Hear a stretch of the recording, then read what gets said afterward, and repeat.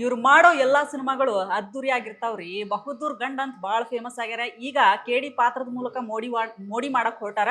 S ಅವರೇ, ನಮ್ಮ ನಿಮ್ಮೆಲ್ಲರ ಪ್ರೀತಿಯ action prince Dhruva Sarja sir. Sir ಹೆಂಗದಿರಿ? ಓ ಚಲೋ ಇದೀನ್ರಿ. ಚಲೋ ಓ ಅದಿರೇನ್ರಿ?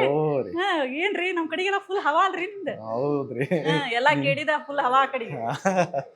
ಥ್ಯಾಂಕ್ಸ್. ಎಲ್ಲ ವೀಕ್ಷಕರಿಗೂ ನಮಸ್ಕಾರ. ಎಸ್ ಸರ್, ಎಲ್ಲ ಭಾಳ ಪಾಸಿಟಿವ್ ಕಮೆಂಟ್ ಆಗಕತ್ತಾರ, ಭಾಳ ಖುಷಿ ಪಡಕತ್ತಾರ. ಮತ್ತೆ 3 ವರ್ಷ ಆದ್ಮೇಲೆ, ಭಾಳ ದಿನ ಆದ್ಮೇಲೆ ಮತ್ತೆ ಧ್ರುವ ಸರ್ಜಾ ಸರ್ನ ತೆರೆ ಮೇಲೆ ನೋಡಕತ್ತೀವಿ ಅಂತ ಖುಷಿ ಪಡಕತ್ತಾರ. ಏನ್ ಹೇಳ್ತೀರಿ sir? For business and personal promotions in Suman TV Kannada, please contact 9686376663. ಅಲ್ಲ ಒಂದು ಒಳ್ಳೆ ಕತೆ ಸಿಕ್ಕಿ, ಅದಕ್ಕೆ ಪ್ರೊಡ್ಯೂಸರ್ ಸಿಕ್ಕಿ, ಅದಕ್ಕೆ ಒಳ್ಳೆ ಡೈರೆಕ್ಟರ್ ಪ್ರೇಮ್ ಸರ್ ಸಿಕ್ಕಿ, ಇದಕ್ಕೆ ಎಲ್ಲ ಪಾತ್ರಗಳಿಗೂ ಜೀವ ತುಂಬಿಸಿ ಒಂದು ಕತೆ ನಂಬ್ಕೊಂಡು ಆ ಕತೆ ಮೇಲೆ ಇಡೀ ಎಂಟೈರ್ ಟೀಮ್ ಟ್ರಾವೆಲ್ ಆಗಿ ಮಾಡೋ ಅಂಥದ್ದೇ ಒಂದು ಸಿನಿಮಾ. ಒಬ್ಬರು ವಿಷನ್ನು, ಒಬ್ಬರು ನಂಬಿಕೆ ಮೇಲೆ ಮಾಡೋ ಅಂಥದ್ದೇ ಸಿನಿಮಾ. ಈ ಸಿನಿಮಾನೂ ಅಷ್ಟೇ, ಕೇಳಿ ಈ ಸಿನಿಮಾನೂ ಅಷ್ಟೇ. ಡೈರೆಕ್ಟ್ರು ಮಾಡೋವಂಥ ಕತೆ, ಪ್ರೊಡ್ಯೂಸರ್ಗಳು ಅದನ್ನು ನಂಬಿ ಇನ್ವೆಸ್ಟ್ ಮಾಡಿ ಎಲ್ಲ ಸ್ಟಾರ್ ಕಾಸ್ಟ್ಗಳನ್ನ ಕಾಸ್ಟ್ ಮಾಡಿ ಆ ಪಾತ್ರಗಳಿಗೆಲ್ಲ ಜೀವ ತುಂಬಿಸಿ ಮಾಡೋದಕ್ಕೆ ಸ್ವಲ್ಪ ಟೈಮ್ ಆಗುತ್ತೆ. ಸೊ ಅಷ್ಟು ಟೈಮ್ ಆಯಿತು, ಯಾಕೆಂದರೆ ಎಲ್ಲ ಸೀನಿಯರ್ ಆರ್ಟಿಸ್ಟ್ಗಳು, ರವಿಚಂದ್ರನ್ ಸರ್ ಆಗಿರ್ಬೋದು, ಅವರು actor, director, producer, Ramesh Aravind sir ಆಗಿರ್ಬೋದು, same again actor, director, producer.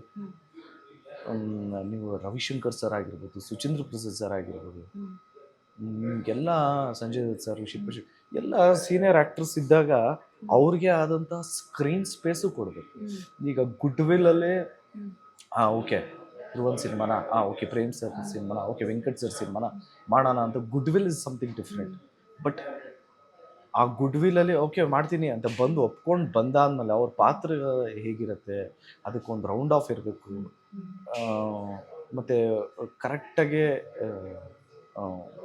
ಒಂದು ಸ್ಪೇಸ್ ಇರಬೇಕು ಅಂತ ಎಲ್ಲ ಆ್ಯಕ್ಟರ್ಸು ಇಂಡಿವಿಜುವಲ್ ಆಗಿ ನೋಡೋದು. ಆ್ಯಸ್ ಅ ಹೋಲ್ ಇದನ್ನು ನೋಡಿ ಒಂದು ಸಿನಿಮಾನ ಟೋಟ್ಯಾಲಿಟಿ ಅಂತ ತೊಗೊಂಡ್ಬರೋದೆ ಡೈರೆಕ್ಟರ್. ಅದಕ್ಕೆ ಸ್ವಲ್ಪ ಟೈಮ್ ಆಗುತ್ತೆ ಮೇಡಮ್. ಬಟ್ ಇದೇ ಏಪ್ರಿಲ್ 30ಕ್ಕೆ ಸಿನಿಮಾ ಬಿಡುಗಡೆ ಆದಮೇಲೆ ಖಂಡಿತ ಎಲ್ಲರಿಗೂ ಒಂದು ಒಳ್ಳೆ ಸಿನಿಮಾ ಅಂತ ಅನ್ಸುತ್ತೆ ಅಂತ ಒಂದು ನಂಬಿಕೆ.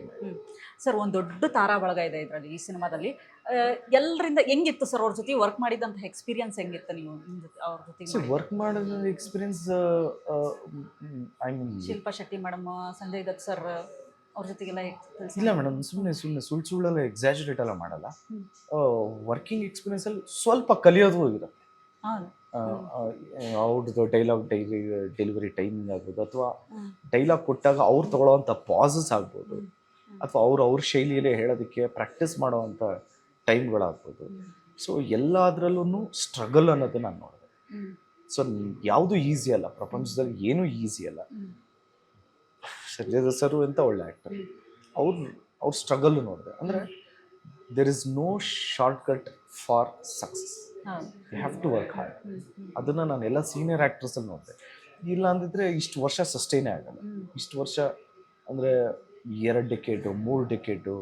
ಅಂಕಲ್ ನೋಡಿ, ಅರ್ಜುನ್ ಅಂಕಲ್ಲು 46 ವರ್ಷ, ರಮೇಶ್ ಸರ್ಗೆ 35-40 ವರ್ಷ, ರವಿಚಂದ್ರನ್ ಸರ್ಗೆ ಅಗೇನ್ 40 years. ಸೊ ಇಷ್ಟು ಸಸ್ಟೈನ್ ಆಗ್ತಾ ಇದ್ದಾರೆ ಅಂದರೆ only because of hard work.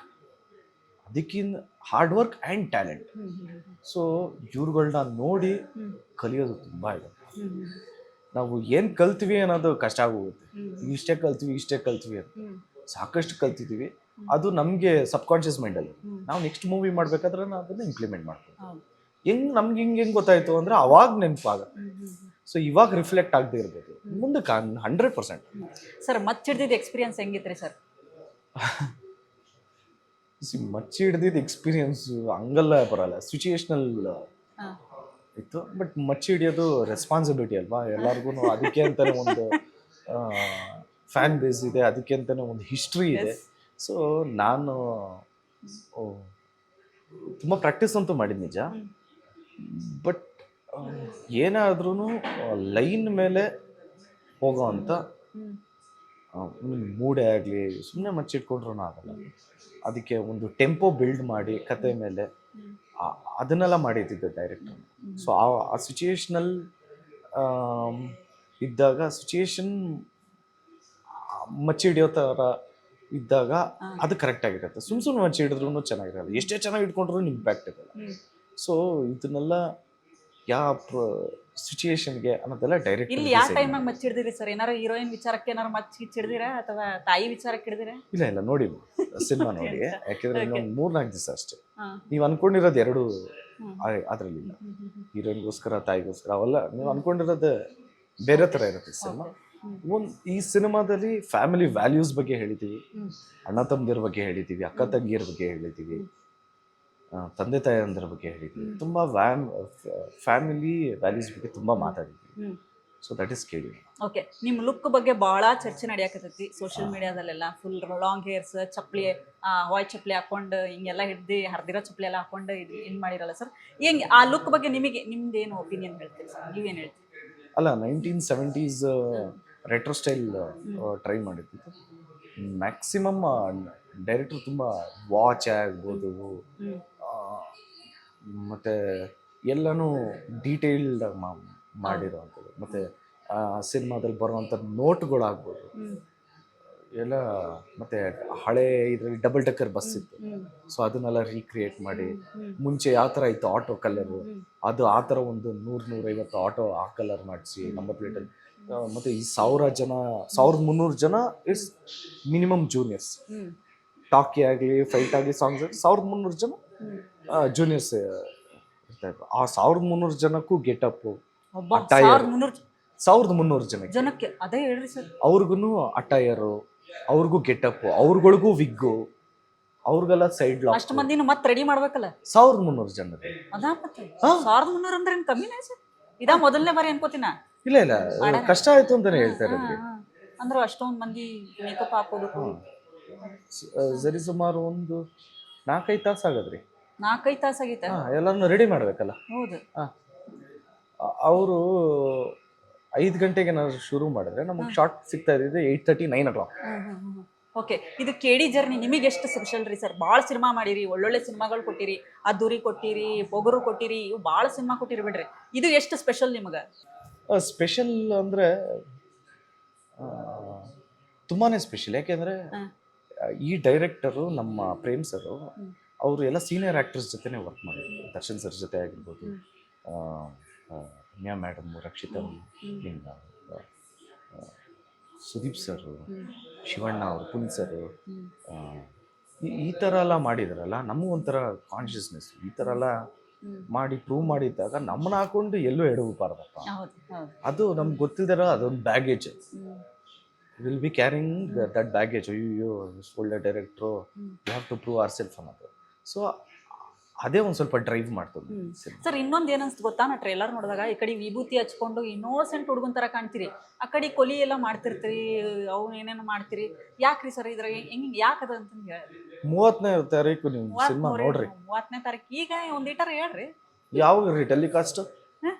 ಇವತ್ತು ಮಾಡ್ತೇವೆ ಹೇಳ್ರಿ.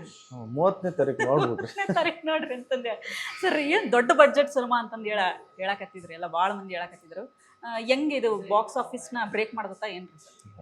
See, nobody can predict future. Okay. Nobody knows what future holds. ನಮ್ಗೆ ಗೊತ್ತಿಲ್ಲ ಅಲ್ಲ. ಎಲ್ಲಾನು ಒಳ್ಳೆ ಸಿನಿಮಾ ಆಗಲಿ ಅಂತಾನೆ ಎಲ್ಲರೂ ಮಾಡೋದು. ಏನು ನಾವೇನು ಸ್ಪೆಷಲ್ ಅಲ್ಲ. ನಾವು ಒಳ್ಳೆ ಸಿನಿಮಾ ಆಗಲಿ ಅಂತ ಮಾಡೋದು. ಎಲ್ಲರೂ ಅಷ್ಟೇ. ಒಂದು ನಮ್ಮ ಕತೆ ಮೇಲೆ ಆ ಕತೆಗೆ ಜೀವ ತುಂಬಬೇಕು. ಆ ಕತೆ, ಆ ಪಾತ್ರಕ್ಕೆ ನಾವು ಒಂದು ಏನಿದೆಯೋ ಅದನ್ನ ಜಸ್ಟಿಫಿಕೇಶನ್ ಕೊಡಬೇಕು ಅಂತಾನೆ ನಾವು ಅಂತಲ್ಲ ಮೇಡಮ್, ನೀವು ಆ್ಯಕ್ಟ್ ಮಾಡಿದ್ರು ನೀವು ಹಂಗೇನೆ ಯೋಚನೆ ಮಾಡಿ. ಸೊ ಒಂದು ನಂಬಿಕೆ ಮೇಲೆ ಹೋಗೋದಿಲ್ಲ. ಆ ನಂಬಿಕೆ 30ನೇ ತಾರೀಕು ಬರ್ತಾ ಇದೆ, ಖಂಡಿತ ನಿಮಗೆ. ಓಕೆ, ಹಳ್ಳಿಲಿ ಬರುವಂತ ಈ ಸ್ಲ್ಯಾಂಗ್ ಅವೆಲ್ಲ ಮಾತಾಡಕ್ಕೆ ಏನಾರು ಕಷ್ಟ ಆತ್ರ ಸರ್ ನಿಮಗೆ? ಹಳ್ಳಿ ಭಾಷೆ ಯೂಸ್ ಮಾಡೋದು ಏನಾರು? ಡೈಲಾಗ್ಸ್ ಯಾವತ್ತೂ ನಂಗೆ ಅಷ್ಟೊಂದು ಕಷ್ಟ ಆಗ್ಲಿಲ್ಲ. ಅದೇನೇ ಈಸಿ. ನಾವು ಬೀದಿ ನಾಟಕ ಎಲ್ಲ ಮಾಡ್ತಿದ್ವಲ್ರಿ. ಬೀದಿ ಹೌದೇನ್ರಿ? ಬೀದಿ ನಾಟಕ ಎಲ್ಲ ಮಾಡ್ತಿದ್ವಲ್ಲ. ಸೊ ನಮ್ಗೆ ಅದರಿಂದ ಒಂಚೂರು ಹೋಗಿದೆ. ಒಂಚೂರು ಪ್ರಾಕ್ಟೀಸ್, ಡೈಲಾಗ್ಸ್ ಎಲ್ಲ ಕೊಟ್ಟರೆ 3-4 ಪೇಜಸ್ ಎಲ್ಲ ಓಕೆ ಮಾಡ್ಬಿಡೋಣ. ಇನ್ನೊಂದು ವಿಚಾರ ಕೇಳಬೇಕು. ಈ ಸಾಂಗ್ ಒಂದು ಕಾಂಟ್ರವರ್ಸಿ ಆಯ್ತು. ಶಿವ ಶಿವ ಅನ್ನೋ ಸಾಂಗ್ ಸೂಪರ್ ಡೂಪರ್ ಹಿಟ್ ಆಗಿತ್ತದ. ಈ ಸಾಂಗ್ ಆದ್ಮೇಲೆ ಯಾಕ ಜನ ಒಂಚೂರು ಇದನ್ ಮಾಡಿದ್ರು, ಇವು ಯಾಕೆ ಹಿಂಗ್ ಬಂತು ಅಂತಂದು ಹೇಳಿ ಏನಂತ?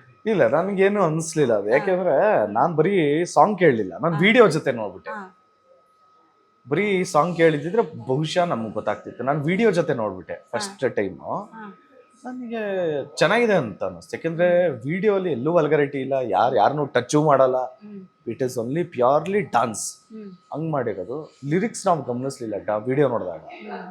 ಬರೀ ಲಿರಿಕ್ಸ್ ನೋಡಿದಾಗ ಏನ್ ಈ ಪಾಯಿಂಟ್ ಆಫ್ ವ್ಯೂ ಅಲ್ಲಿ ಓಕೆ ಅಂತ ಅನಿಸ್ತು. ಅದಾದ್ಮೇಲೆ ಇಟ್ಸ್ ಓಕೆ ಆಲ್. ಪಾಪ ಇದು ಯಾವುದು ಹೊಸದಲ್ಲ ಇದು ನಮಗೆ. ಬಟ್ ಯಾರಿಗೂ ಹರ್ಟ್ ಮಾಡಿ ಇನ್ನೇನೋ ನಾವು ಖುಷಿ ಪಡುವಂಥದ್ದು, ಯಾರಿಗೂ ಅಫೆಂಡ್ ಆಗ್ತಾ ಇದೆ ಅಂದ್ರೆ definitely we have to change ಅನ್ಕೊಂಡು ವಿ ಟುಕ್ ಇನಿಷಿಯೇಟ್. ಡೈರೆಕ್ಟರ್ ಆಗಿರ್ಬೋದು, ರಕ್ಷಿತಾ ಮ್ಯಾಮ್ ಆಗಿರ್ಬೋದು, ಪ್ರೊಡ್ಯೂಸರ್ ಆಗಿರ್ಬೋದು, ಇಡೀ ನಮ್ಮ ಟೀಮೇ ಓಕೆ. ಎಲ್ಲದಕ್ಕಿಂತ ಹೆಚ್ಚಾಗಿ ಡೈರೆಕ್ಟರ್ ಇನಿಷಿಯೇಟಿವ್ ತಗೊಂಡು ಓಕೆ ಮಗನೇ ಚೇಂಜ್ ಮಾಡ್ಬಿಡೋಣ, ಅವ್ರಿಗೆ ಇಷ್ಟ ಆಗಿಲ್ಲ ಅಂದ್ರೆ ಚೇಂಜ್ ಮಾಡೋಣ. ಮಾಡ್ತಾ ಇರೋದೇ ಅವ್ರಿಗೋಸ್ಕರ, ಅವ್ರಿಗೆ ಇಷ್ಟ ಆಗಿಲ್ಲ ಅಂದ್ರೆ ಚೇಂಜ್ ಮಾಡೋಣ. ಚೇಂಜ್ ಆಗಿದೆ, ಒಂದು ಸ್ವಲ್ಪ ಲಿರಿಕ್ಸ್ ಚೇಂಜ್ ಆಗಿದೆ. ನೋಡಿ ಮೇಡಮ್. ಓಕೆ ಸರ್, ಈಗ ಭಾಳ ಎಲ್ಲ ಫ್ಯಾನ್ಸ್ ಪೇಜ್ ಅವರು ನಿಮ್ಗೆ ಧ್ರುವಣ್ಣಂಗೆ ಒಳ್ಳೇದಾಗ್ಲಿ, ಡಿ ಬಾಸ್ ಫ್ಯಾನ್ಸ್ ಕಡೆಯಿಂದ ಒಳ್ಳೇದಾಗ್ಲಿ, ಕಿಚ್ಚ ಸುದೀಪ್ ಫ್ಯಾನ್ಸ್ ಕಡೆಯಿಂದ ಒಳ್ಳೇದಾಗ್ಲಿ, ಅಪ್ಪು ಫ್ಯಾನ್ಸ್ ಕಡೆಯಿಂದ ಒಳ್ಳೇದಾಗ್ಲಿ ಅಂತ ಭಾಳ ಜನ ಕಮೆಂಟ್ ಹಾಕ್ತಿದ್ರೆ ಏನು ಹೇಳ್ತೀರಿ ಅವ್ರಿಗೆ ನೀವು? ಥ್ಯಾಂಕ್ ಯು, ಥ್ಯಾಂಕ್ಸ್ ಹೇಳೋದಕ್ಕೆ ಇಷ್ಟಪಡ್ತೀನಿ. ಸಿ ನಮ್ಮ fans, Darshan sir fans, Sudeep sir fans, Duniya Vijay sir fans, ಅಥವಾ Yash sir fans, Ganesh sir fans, Ajay Rao fan, ಈ ಥರ ಅಲ್ಲ. ಒಂದು ಕನ್ನಡ ಚಿತ್ರ ದಯವಿಟ್ಟು ಬಂದು ನೋಡಿ ಅಂತ ರಿಕ್ವೆಸ್ಟ್ ಮಾಡ್ಕೊತೀನಿ. ಇನ್ನೂ ಡೀಟೇಲ್ ಆಗಿ ಹೇಳಬೇಕು ಅಂದರೆ ಎಲ್ಲರ ಫ್ಯಾನ್ಸು ಬಂದು ಚಿತ್ರ ನೋಡಿ ಆಶೀರ್ವಾದ ಮಾಡಿ ಅಂತ ರಿಕ್ವೆಸ್ಟ್ ಮಾಡ್ತೀನಿ. ಎಸ್ ಸರ್, ಕೊನೆದಾಗ ಒಂದು ವಿಚಾರ ನೀವು ಸಿಕ್ಕಾಗಿದ್ದು ಕೇಳಬೇಕು ಅಂದ್ಕೊಂಡೆ.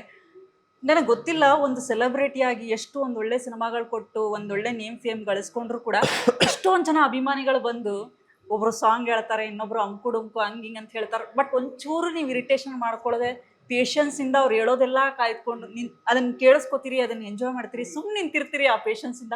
ಅಷ್ಟು ಪೇಷನ್ಸ್ ಹೆಂಗ್ರಿ ಮೇಡಮ್? ಇದ್ರ ಬಗ್ಗೆ ನಾನು ಆಲ್ರೆಡಿ ಡೀಟೇಲ್ ಆಗಿ ಎಲ್ಲಾ ಚಾನಲ್ಸ್ ಹೇಳಿದ್ದೀನಿ. ಟೈಮ್ ಕೊಡ್ತಾರೆ, ಅವ್ರು ಬಂದು ನಿಂತ್ಕೊಂಡಿರ್ತಾರೆ ಅಂತ. ಇವಾಗ ನಾವು ನಂದು ಒಳ್ಳೆ ಕಾರು AC ಹಾಕೊಂಡು ಇವಾಗ ಅವ್ರ ಊರಿಗೆ ಹೋಗ್ಬೇಕು ಅಂದ್ರೇನೆ 9 ಅವರು. ಆದರೆ ಅವ್ರು ದುಡ್ದಿರೋ ದುಡ್ಡಲ್ಲಿ ಬಸ್ ಹತ್ಕೊಂಡು ನೈಟ್ ಹೊರಟು ಇಲ್ಲಿ ಬಂದಾದ್ಮೇಲೆ ಏನು ಓಹೋ ಅಂತ ಟ್ರೀಟ್ ಮಾಡಲ್ಲ, ಬಂದು ಲೈನಲ್ಲಿ ನಿಂತ್ಕೊಂತಾರೆ. ಆ ಲೈನಲ್ಲಿ ನಿಂತ್ಕೊಂಡು ಒಂದೇ ಒಂದು photo, that will not take 10 second, ತಿರ್ಗಾ 9 ಅವರ್ವರೆಗೂ ಹೋಗ್ಬೇಕು. ಸೊ ಅದರಿಂದ ಏನು ಅಂದರೆ ಫ್ಯಾಮಿಲಿನ ಬಿಟ್ಟು, ಹೆಂಡತಿ ಮಕ್ಕಳನ್ನ ಬಿಟ್ಟು ಆ ಟೈಮ್ನ ಓಕೆ ನಮ್ಮವನ ಹತ್ರ ಟೈಮ್ ಸ್ಪೆಂಡ್ ಮಾಡಬೇಕು ಅಂದ್ಕೊಂಡ್ಬರ್ತಾರೆ. ಅದಕ್ಕಿಂತ ವ್ಯಾಲ್ಯೂ ಯಾವುದೂ ಇಲ್ಲ ಮೇಡಮ್. ಅದಕ್ಕಿಂತ ಕ್ವಾಲಿಟಿ ಟೈಮು ನನಗೆ ಇನ್ಯಾವುದು ಸಿಗ. ಇದಕ್ಕಿಂತ ಜೆನ್ಯೂನಿಟಿ ಯಾರು ಏನು ಬೇಕಾದ್ರೂ ಟ್ರೋಲ್ ಮಾಡ್ಬೋದು, ಏನು ಬೇಕಾದ್ರೂ ಇರಿಸ್ಬೋದು. ಇನ್ನೂ ಸ್ಟ್ರೈಟಾಗಿ ಹೇಳ್ಬೋದು ಅಂದರೆ ನಿಮ್ಮನೆ ಮುಂದೆ ಬರ್ತಾರಾ ಮೇಡಮ್? ನಿಮ್ಮನೆ ಮುಂದೆ ಬರ್ತಾರಾ? ಇಲ್ಲ ಅಲ್ಲ, ಅಲ್ವಾ? ಅಲ್ವಾ? ಸೊ ನಮ್ಮನೆ ಮುಂದೆ ಅಲ್ಲ, ಎಲ್ಲ ಆರ್ಟಿಸ್ಟ್ಗಳ ಮನೆ ಮುಂದೆ ಹೋಗ್ತಾರೆ ಅಂದ್ರೆ ಆಲ್ ಆರ್ಟಿಸ್ಟ್ ಆರ್ ಬ್ಲೆಸ್ಡ್. ನೀವು ರೆಸ್ಪೆಕ್ಟ್ ಮಾಡ್ತಿರಲ್ಲ ಸರ್. ಕೆಲವರು ನಾನು ನೋಡಿದ್ದೀನಿ ಹೊರಗಿಂದಾನೇ ಕಳಿಸೋರು ಇದ್ದಾರೆ. ನಮ್ಗೆ ಗೊತ್ತಿಲ್ಲ, ಅದು ನಮ್ಗೆ ಬೇಡದಿರೋದು ಮಾತು. ಎಲ್ಲ ಆರ್ಟಿಸ್ಟ್ ಆರ್ ಬ್ಲೆಸ್ಡ್. ನಾವುಗಳು ಚೆನ್ನಾಗಿದ್ರೆ ವಿ ಆರ್ ಪೇಯ್ಡ್. ನನ್ನ ಸ್ಕಿನ್ ನಾನು ಚೆನ್ನಾಗಿ ಕೇರ್ ಮಾಡ್ಕೊಂಡ್ರೆ ವಿ ಆರ್ ಪೇಯ್ಡ್. ನೀನು ಚೆನ್ನಾಗಿ ಜಿಮ್ಗೆ ಹೋಗ್ಬಿಟ್ಟು ಚೆನ್ನಾಗಿ ಫಿಟ್ ಆಗಿದ್ರೆ ಯು ಆರ್ ಪೇಯ್ಡ್. ಇದಕ್ಕಿಂತ ಒಳ್ಳೇದು ಇನ್ನೇನಿದೆ ಮೇಡಮ್? ಇದೆಲ್ಲ ಮಾಡಿ ಪೇನೂ ಮಾಡಿ ನೀವು ಚೆನ್ನಾಗೂ ಇದ್ದು ಜನಗಳು ಆಶೀರ್ವಾದ ಮಾಡ್ತಾರೆ ಅಂದರೆ ಅದು ಒಂದೇ industry, film industry madam. But sir ಏನು ಗೊತ್ತಾ, ಒಂದ್ಸಲ ಮೀಟ್ ಮಾಡಿದ್ರು ನಾನು ಅನ್ಕೊಂಡೆ ನಾನು ನೆನಪಿರ್ತೀನೋ ಇಲ್ಲೋ ಅಂತ. ಬಟ್ ಸ್ಟಿಲ್ ನೀವು ಎಷ್ಟು ಪ್ರೀತಿಯಿಂದ ಮಾತಾಡ್ಸಿದ್ರೆ ಸಖತ್ತು ಖುಷಿ ಆಯ್ತು ಸರ್. ನಿಜಕ್ಕೂ ಅದು ಯಾಕೆ ಫ್ಯಾನ್ಸ್ ಅಷ್ಟು ಖುಷಿ ಪಡ್ತಾರೆ ಅಂದರೆ ನಿಮ್ಮ ವಿಚಾರದಲ್ಲಿ ಬಂದು ನೀವು ಅಷ್ಟೇ ಪ್ರೀತಿಯಿಂದ ಮಾತಾಡ್ಸ್ತೀರಾ, ಚೆನ್ನಾಗಿದ್ದೀರಾ ಅಂತ ಕೇಳ್ತೀರಿ, ತುಂಬಾ ಖುಷಿ ಆಗುತ್ತೆ ಸರ್. ಅಲ್ಲ ಅಲ್ಲ, ಕೆಲವರು ನಾನ್ ಸೆಲೆಬ್ರಿಟಿ ಅನ್ನೋದೊಂದಿರತ್ತೆ, ಆಮೇಲೆ ಬಿಡೋರ ಅಂತ ಹಿಂಗ್ ಹೋಗೋರು ನೋಡಿ. ಒಂದ್ ಹೇಳ್ತೀನಿ, ಸೆಲೆಬ್ರಿಟಿ ಅದು ಇದು ಅಂತೆಲ್ಲ ತಲೆ. ನಾನು ಹುಟ್ಟಕ್ಕಿಂತ ಮುಂಚೆಯಿಂದನೂ ನಮ್ಮ ಮನೇಲಿ ಆರ್ಟಿಸ್ಟ್ಗಳಿದ್ದಾರೆ ಮೇಡಮ್. ತಾತ ಆರ್ಟಿಸ್ಟ್, ಇನ್ನೊಂದು ತಾತ ಆರ್ಟಿಸ್ಟ್, ಅಂಕಲ್ ಆರ್ಟಿಸ್ಟ್, ಇನ್ನೊಂದು ಅಂಕಲ್ ಡೈರೆಕ್ಟರು, ಅಣ್ಣ ಆರ್ಟಿಸ್ಟು. ಸೊ ನಮ್ಮ ಕಸಿನ್ಸ್ ಎಲ್ಲ ಆರ್ಟಿಸ್ಟ್ಗಳು. ಸೊ ಇದೆಲ್ಲ ನಮಗೇನು ಅನ್ಸೋದೇ ಇಲ್ಲ ಮೇಡಮ್. ಇಟ್ ನಮಗೇನು ಡಿಫ್ರೆಂಟ್. ಏನು ಹಾಯ್ ಅಂದರೆ being myself. Thank you so much. ಎಲ್ಲರೂ ದಯವಿಟ್ಟು ಇದೇ 30ನೇ ತಾರೀಕು ಅಂದರೆ ಏಪ್ರಿಲ್ 30ನೇ ತಾರೀಕು ಚಿತ್ರಮಂದಿರಕ್ಕೆ ಬಂದು KD ಚಿತ್ರ ನೋಡಿ ಆಶೀರ್ವಾದ ಮಾಡಿ ಅಂತ ರಿಕ್ವೆಸ್ಟ್ ಮಾಡ್ತಾ ನಾನು ಮಾತು ಮುಗಿಸ್ತಾ ಇದ್ದೀನಿ. ಜೈ ನಮಸ್ಕಾರ. Thank you sir. Thank you.